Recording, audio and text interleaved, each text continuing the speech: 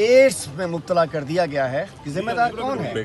अगर सरकारी अस्पतालों में दवाइयाँ मिल रही होती, सरकारी अस्पतालों में इंजेक्शन लग रहे होते, सरकारी अस्पताल ठीक चल रहे होते, तो ये अपने बच्चों को प्राइवेट कोएक्स के पास ना लेके जाते।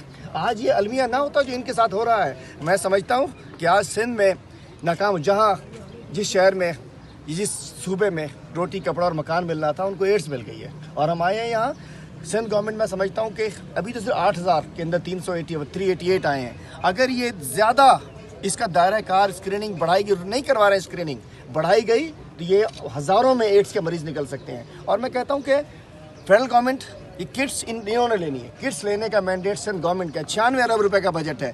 किट्स इन्होंने परचेज़ नहीं की। इस वक्त भी 3000 किट्स फेडरल गवर्नमेंट से ली हैं, हमने भिजवाई हैं फेडरल गवर्नमेंट ने।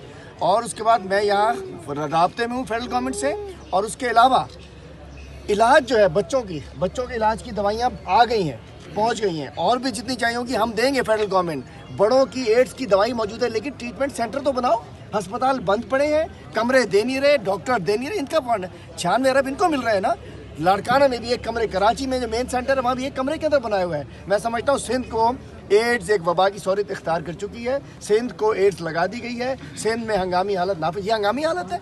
मैं पूछना चाहता हूँ बंद पड़ा है। अच्छा सर, आज कोई नहीं है। 400